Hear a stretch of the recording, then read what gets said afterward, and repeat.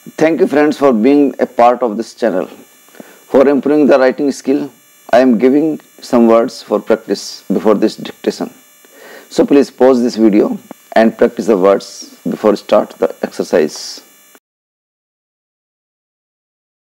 Okay, I hope you have gone through the words. So let's start the dictation.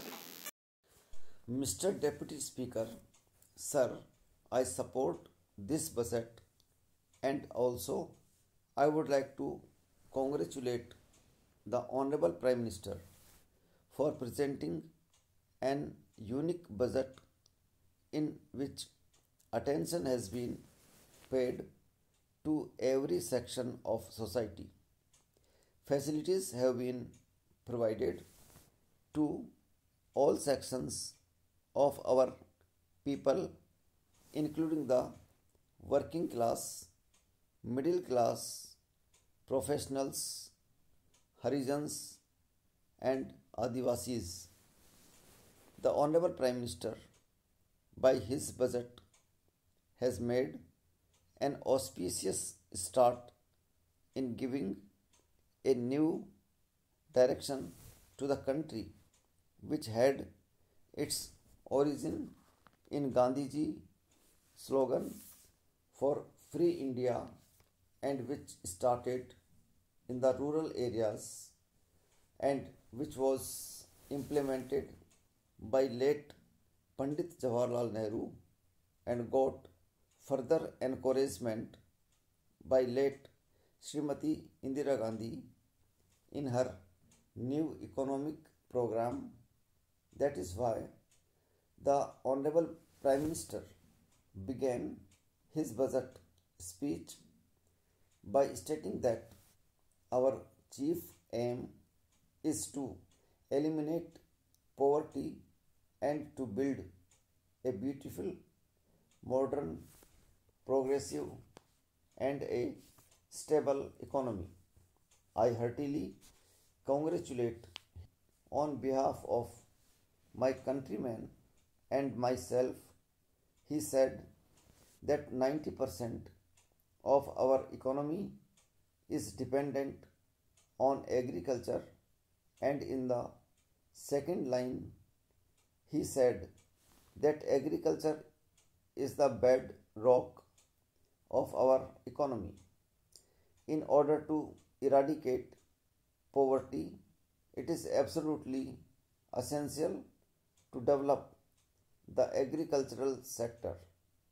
He has assured the people of the country who belong to a country which is primarily agricultural that the development would begin from the rural areas and not from the urban areas. The honorable members have expressed their views on agriculture.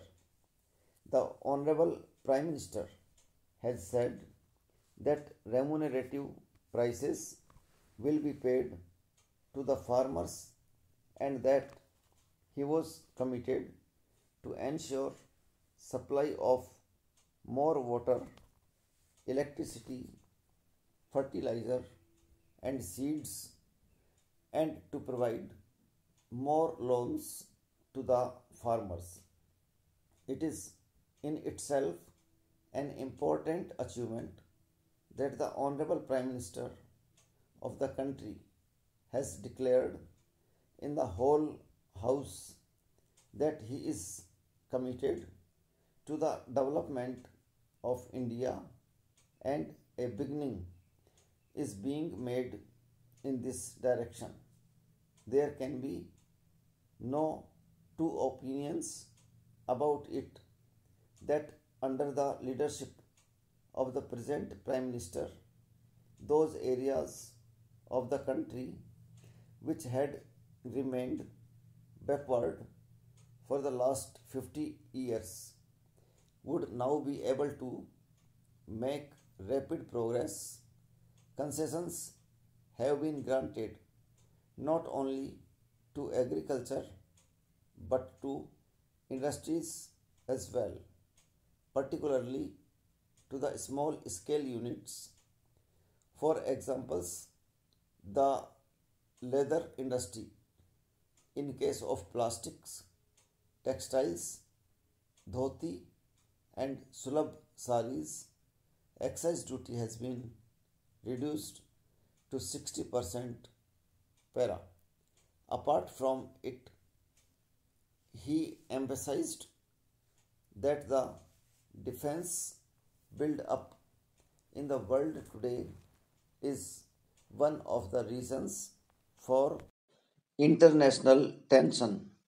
In this situation, we are also trying to strengthen our defense. In this regard, he has said that in the current situation, highest priority has been given in the year 1987-88 to maintenance of tempo of the ongoing schemes and to ensure the security of our borders. Budget outlay for 1987-88 is rupees 2 crore, of which rupees 14 crore in the shape of budgetary support. By this outlay, if 36% of the targets of the 7th 5-year plan could be achieved, it would be a record achievement. Our borders have become more secure and will be strengthened even more. It is also a matter of pride.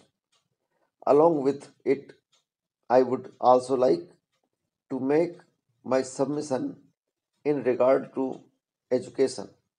Para.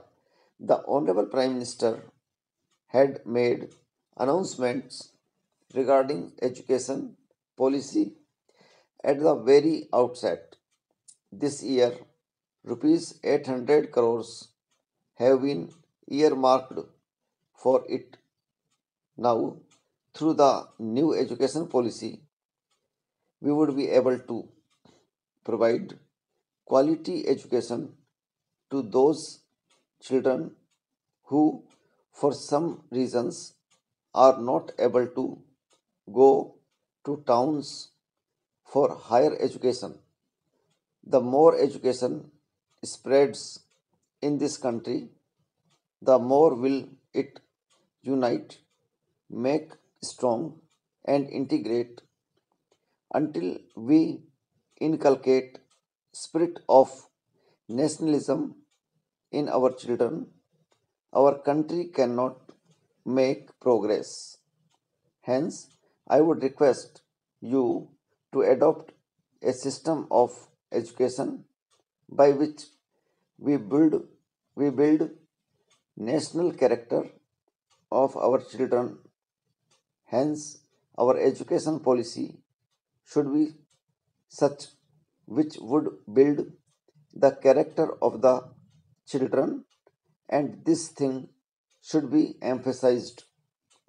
Today, we see that the state of our primary education in the rural area is very miserable. The buildings of the primary schools have fallen to the ground, and the children study under the shade of trees.